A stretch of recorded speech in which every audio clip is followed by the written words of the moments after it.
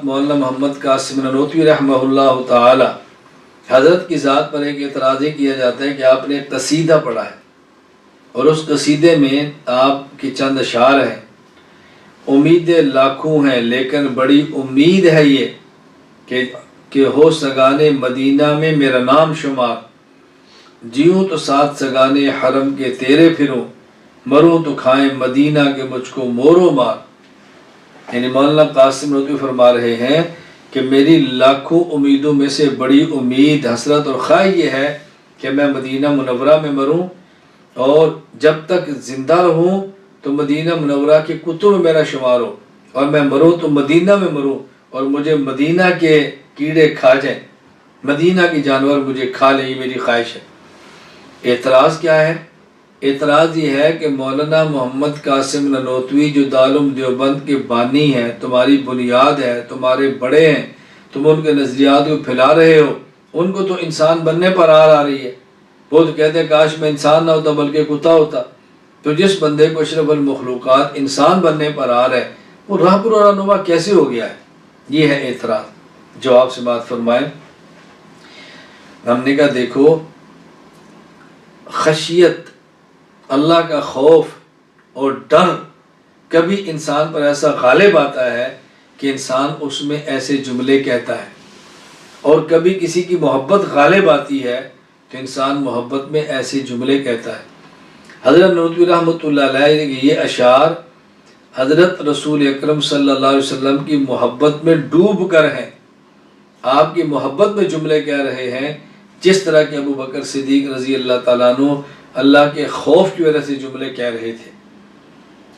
تاریخ الخلفاء علی سیوطی کے اندر ہے، دخل ابو بکر حائطا وَإِذَا بِدُبْسِيٍّ فِي ظِلِّ الشَّجَرَةِ فتنفس السعداء ثم قال طوبى لك يا طير تأكل من الشجر وتستظل بالشجر وتسير إلى غير حساب یا لیت ابا بکر مثلک۔ صدیق اکبر رضی اللہ تعالیٰ کے باغ میں داخل ہوئے اور وہاں ایک کبوتر نما پرندہ ایک درخت پہ بیٹھا ہوا تھا۔ اللہ، آپ نے آرام کا سانس لیا، سکھ کا سانس لیا، فرمان لگے طوبی لک یا طیر، کیا خوش قسمت اے پرندے تم ہو، تاکلوا من الشجرہ، درخت سے کھاتے ہو، وتستظلوا بالشجرہ، درخت کے سائے میں رہتے ہو، وَتَسِيرُ إِلَىٰ غَيْرِ حساب، اور قیامت کے تمہارا کوئی حساب نہیں ہوگا۔ یا لیت ابا بکر مثلک، یا لیت ابا بکر مثلک، کاش ابو بکر بھی تمہاری طرح ہوتا۔ اللہ اکبر۔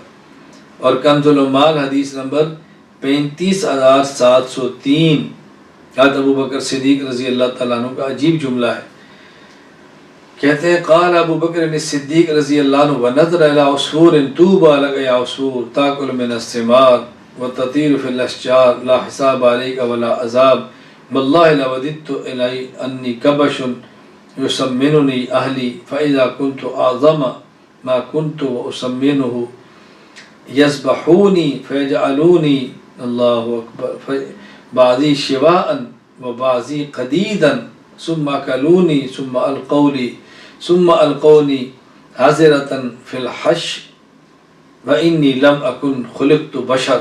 اللہ، حضرت ابوبکر صدیق رضی اللہ تعالیٰ نے ایک چڑیا کو دیکھا، اور چڑیا کو دیکھ کر فرمانے لگے تو پھل کھاتی ہے، درختوں میں رہتی ہے، تیرا کوئی قیامت کو حساب نہیں ہوگا، کوئی دوری عذاب نہیں ہوگا۔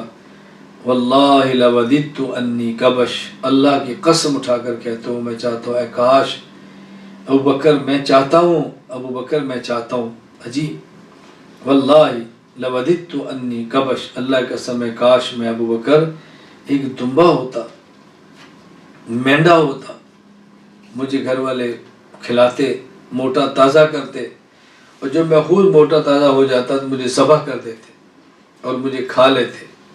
اللہ اکبر۔ اور پھر مجھے گھاس پاخانہ بنا کر بیت الخلاء میں پھینک دیتے۔ وَإِنِّي لَمْ أَكُنْ خُلِقْتُ بَشَرًا، اور کاش میں انسان پیدا ہی نہ ہوا ہوتا۔